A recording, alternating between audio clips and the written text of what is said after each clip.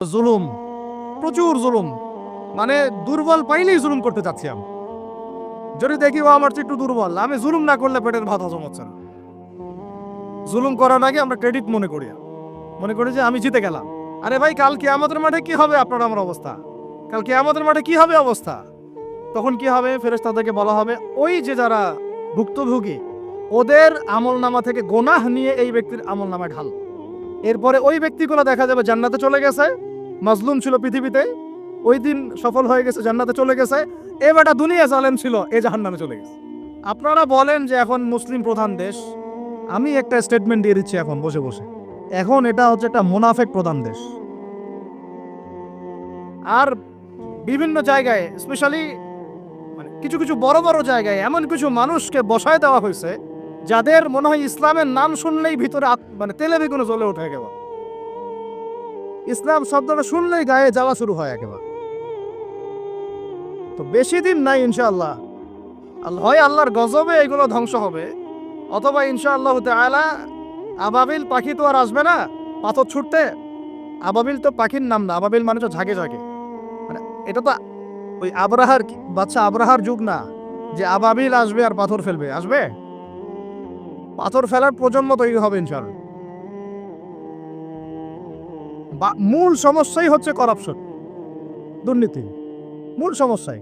এটা যদি না থাকতো সারা বিশ্বে বাংলাদেশকে টক্কর দেওয়ার মতো কান্ট্রি খুব কমই থাকতো। কে না জানে এগুলা? সবাই জানে, আর আমরা মেনেও নিয়েছি এগুলা ভাই চুপচাপ। মনে মনে মেনে নিয়েছি যে ওইখানে গেলে এত দেওয়া লাগবে, ওইখানে এত না দিলে আমার এটা হবে না, ওইখানে এটা দিতে হবে, ওইখানে এটা করতে হবে, আমরা মেনেও নিয়েছি মাশাআল্লাহ। আর যখন জুলুম মানুষ মেনে নেয় তখন আরো বড় জালেমকে আল্লাহ পাক চাপায় দেয়। এই জন্য আমাদের এই অবস্থা সংশোধন হচ্ছে না। ইল্লা মাশাআল্লাহ, আল্লাহ যে কবে করবেন আল্লাহ ভালো জানেন। তবে বিশ্বাস করেন, আপনারা বলেন যে এখন মুসলিম প্রধান দেশ, আমি একটা স্টেটমেন্ট দিয়ে দিচ্ছি এখন বসে বসে, এখন এটা হচ্ছে একটা মুনাফেক প্রধান দেশ। প্রমাণ করতে চাইলে আমার সাথে বসেন। মুনাফেকের আলামত যে কয়টা আছে, কি এক নম্বর কি? কথা বললেই মিথ্যার উপর দাঁড়ায় আছেন সবগুলা। দুই নাম্বার, আমানত রাখলেই খেয়ানতের উপর খেয়ানত, খেয়ানতের উপর খেয়ানত। মনে করেন আমি একজন ইমাম সাহেব, আমি যদি আমার দায়িত্বে পালন ঠিক মতো না করে আমিও খেয়ানতকারী। এই যে লেকচার দিতে বসছি, এখন আমি যদি চিন্তা করি যে ডাইনে বামে কথা বলে সময় পার করে দেই, হক কথা বলার দরকার নাই, বললে আবার এটা সেটা, আমি হচ্ছে এখানে এই চেয়ারের খেয়ানতকারী। প্রত্যেকটা ক্ষেত্রে চলতেছে এগুলা। তিন নম্বর হচ্ছে যখনই ওয়াদা করে, কি করে বলেন তো? কয়জন ওয়াদা রাখি আমরা? কোন কোন সময় দেখা যায় অমুসলিম ওয়াদা রাখছে, মুসলমান রাখে নাই। দুধ কিনতে যাবেন, আমরা হিন্দু ভাইয়ের দোকান খুঁজতেছি, ও পানি মিশাবে না, আপনার কনফিডেন্স তৈরি হয়ে গেছে। মুসলমানের দোকানে যান না কেন? ও পানি মিশাবে। কি একটা অবস্থা, কি একটা অবস্থা! নবী সাল্লাল্লাহু আলাইহি ওয়াসাল্লাম একদিন এভাবে লেকচার দিচ্ছেন, মানে খুতবা দিচ্ছেন। একজন দাঁড়িয়ে বলছেন সাহাবী যে কবে কিয়ামত হবে ইয়া রাসূলুল্লাহ? তিনি বলছেন যে যখন দেখবা যে অনুপযুক্ত ব্যক্তির হাতে দায়িত্ব অর্পণ করা হয়েছে তখন ফান্তাযিরিস সাআ, কিয়ামতের অপেক্ষা করতে থাক। আমরা এই যুগে বাস করতেছি না? এমন করে পাপ নাই এ শহরে হচ্ছে না। মূল পাপ কয়েকটা হচ্ছে। এক নাম্বার হচ্ছে শিরক, কি হচ্ছে? তারপরে হচ্ছে প্রতারণা, তারপর হচ্ছে জুলুম, প্রচুর জুলুম, মানে দুর্বল পাইলেই জুলুম করতে চাচ্ছি আমরা। যদি দেখি ও আমার চেয়ে একটু দুর্বল, আমি জুলুম না করলে পেটের ভাত হজম হচ্ছে না। জুলুম করাটাকে আমরা ক্রেডিট মনে করি যে আমি জিতে গেলাম। আরে ভাই, কাল কিয়ামতের মাঠে কি হবে আপনার আমার অবস্থা? কাল কিয়ামতের মাঠে কি হবে অবস্থা? নবী সাল্লাল্লাহু আলাইহি ওয়াসাল্লামের কথা কি মিথ্যা? তিনি বলছেন কিয়ামতের মাঠে বহু মানুষ উঠবে উহুদ পাহাড়ের সমান নেকি নিয়ে। একেবারে উহুদ পাহাড় দেখছেন আপনারা কেউ? অনলাইনে দেখে নেন, বিশাল পাহাড়। জানাজার নামাজে শরীক হইলে এক কেরাত নেকি হয়। এক কেরাত মানে এক উহুদ পাহাড় সমান। আর মাটি দিয়ে আসলে আরেক কেরাত নেকি হয়, মানে আরেকটা উহুদ পাহাড়ের সমান। উহুদ পাহাড়ের সমান আরো উঁচু উঁচু নামাজের নেকি, যাকাতের নেকি, হজের নেকি, ওমরার নেকি নিয়ে উঠবে বহু মানুষ। আমরাই হয়তো বা তারা, আল্লাহ পাক আমাদেরকে মাফ করুন। ওঠার পরে বহু মানুষ সামনে দাঁড়ায় থাকবে। কাউকে গালি দিছে, কাউকে অন্যায়ভাবে মারছে, কাউকে রিমান্ডে নিয়ে একেবারে পেদানি দিছে, নির্দোষ ছিল, কারো নামে মিথ্যা মামলা দিছে, কারো নামে অপবাদ ছড়াইছে, বেচারা বেচারা ভালো ছিল, সৎ ছিল, অপবাদ ছড়াই দিছে। কারো নামে ধরেন যে কারো গীবত করছে, কারো টাকা নিয়ে টাকা দেয় নাই, হ্যাঁ, কারো জমি আত্মসাৎ করে খাইছে, ভূমিদস্যু ছিল, মানে মানুষের সাথে জড়িত পাপ ছিল। কি ছিল? অন্যের সাথে জড়িত, মানে অন্যের হক নষ্ট করছে অন্যের। এখন আল্লাহ পাক বলবেন যে তোমার এই ঋণ এখন শোধ করো। ওই দিন তো ঋণ শোধ করার কোনো বুদ্ধি আছে? বুদ্ধি নেই। এখন কি কি পদ্ধতি? ফেরেশতাদেরকে বলা হবে এই ব্যক্তির আমল নামায় যে নেকিগুলো আছে, নামাজের নেকি, রোজার নেকি, হজের নেকি, যাকাতের নেকি, এইগুলো দিয়ে ওদের আমল নামা ভর্তি করো, যারা পাওনাদার দ্বারায় আছে। এ ভর্তি করতে করতে করতে করতে এক সময় দেখা যাবে এই ব্যক্তির আমল নামা ফাঁকা হয়ে যাবে। তখন কি হবে? ফেরেশতাদেরকে বলা হবে ওই যে যারা ভুক্তভোগী ওদের আমল নামা থেকে গোনাহ নিয়ে এই ব্যক্তির আমল নামা ঢাল। এরপরে ওই ব্যক্তিগুলো দেখা যাবে জান্নাতে চলে গেছে, মাজলুম ছিল পৃথিবীতে, ওই দিন সফল হয়ে গেছে, জান্নাতে চলে গেছে। এবারটা দুনিয়া জালেম ছিল, এ জাহান্নামে চলে গেছে। নাউজুবিল্লাহ। আল্লাহ পাক আমাদেরকে এরকম মানুষের হক নষ্ট করা থেকে হেফাজত করে দেন। ভাই, মানুষের হক নষ্ট করতে যায় না। নিজে আমল তো এমনিই কম, ভাঙাচোরা ইমান, মুনাফিকের মতো বসবাস করতেছি।